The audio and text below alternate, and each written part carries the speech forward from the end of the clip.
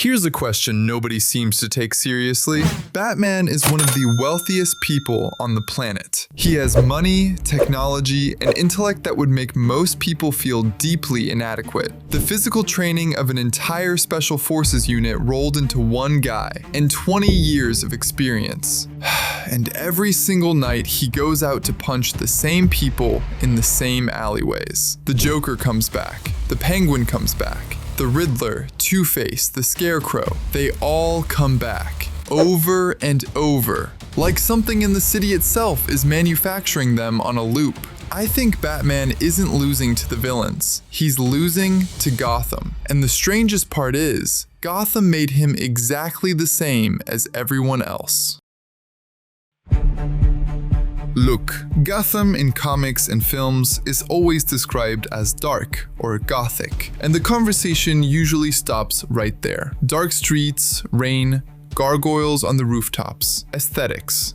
But that's a surface level explanation. Cities don't become criminal because they have interesting architecture. Take a specific detail from Dennis O'Neill's comics, the writer who basically built modern Gotham in the 70s. The city is constructed on several islands, connected by bridges that are permanently in a state of ongoing maintenance. That means detours, gridlock, poor patrol coverage on the outskirts, and entire neighborhoods where an ambulance takes twice as long to arrive as it should. That's not aesthetics, that's infrastructural collapse, and it runs directly in favor of organized crime. Because the mob, unlike the police, doesn't depend on traffic flow. It has its own logistics. Now add the port. Gotham is a harbor city, and its docks have historically been a place where the criminal code operates slightly differently. Weapons smuggling, narcotics, undeclared imports, all of it moves conveniently through water, where customs enforcement costs less than it looks like on paper. In Batman Earth 1, Wayne himself notes that half of all criminal imports into the city come through Gotham Port. Half. That's not an isolated problem, that's a structural feature. And then everyone acts surprised about where the Penguin gets his money.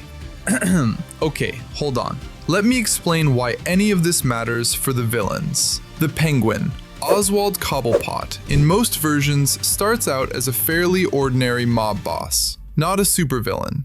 Not a guy with a themed gimmick and a manifesto. Just a man who controls the port, runs some restaurants, and pays the right people. And in that sense, he's a product of a completely rational urban economy. Look at how this plays out in Gotham, the TV series. The city is shown through the lens of a police department, where corruption is so normalized that a new detective named Gordon reads as an alien. Not because everyone around him is a bad person, but because in Gotham, a cop who doesn't take mob money is someone who can barely survive on his salary, gets no backup from his colleagues, and is considered a liability by his bosses. The system learned long ago how to turn honesty into a problem. Carbone, Maroni, Falcone. 3 crime families carving up Gotham long before a single supervillain shows up. And here's the strange part. They didn't break the city.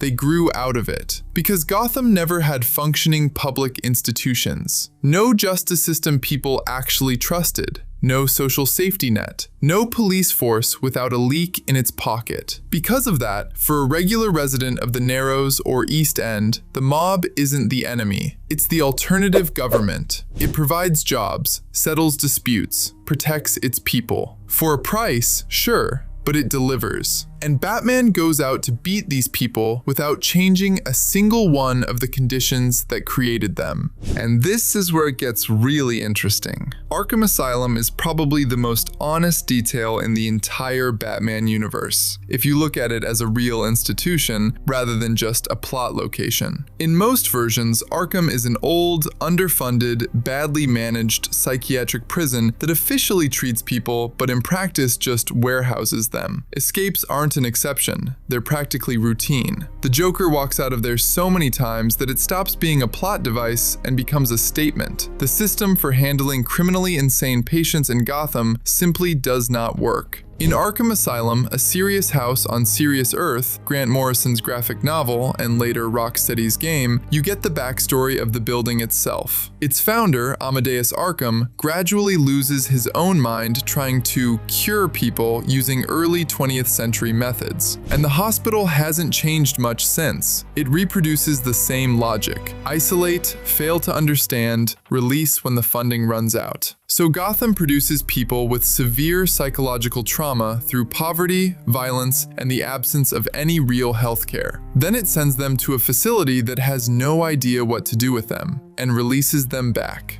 The Joker, the Scarecrow, Mr. Freeze, Harley Quinn, every single one of them has a moment where the system could have intervened earlier. A kid in a bad neighborhood, a scientist without a grant, a woman in a dangerous relationship that nobody noticed in time. Gotham didn't stop them, it built them. And then it acts shocked. Look at Harvey Dent. In Nolan's The Dark Knight, Dent is the best thing Gotham has. An honest DA, a man with no hidden agenda, someone who genuinely believes in the law. The Joker breaks him, physically and psychologically, and Gotham immediately absorbs him back, disfigured, unhinged, killing people based on a coin flip.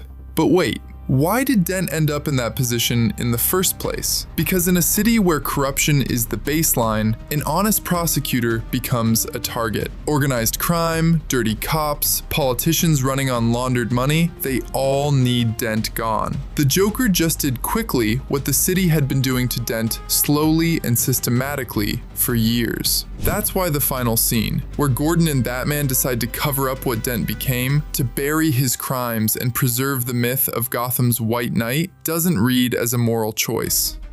It reads as a symptom. Gotham can't afford the truth because the truth would collapse it. The institutions are too fragile. The trust is too thin. And that's an accurate picture of how any city with systemic corruption works. It starts needing myths just to hold itself together. The Riddler in Matt Reeves' Batman does exactly that. He dismantles the myths. He reveals that the Wayne Foundation funded criminals, that the mayor was a puppet, that the police were protecting a drug operation. And the city explodes. Not because people learned something unexpected, but because they finally got permission to be angry about what they'd suspected all along. The Riddler is a product of an orphanage the state forgot to fund. He literally grew up inside the system he eventually exposed. Gotham made him and got exactly what it deserved.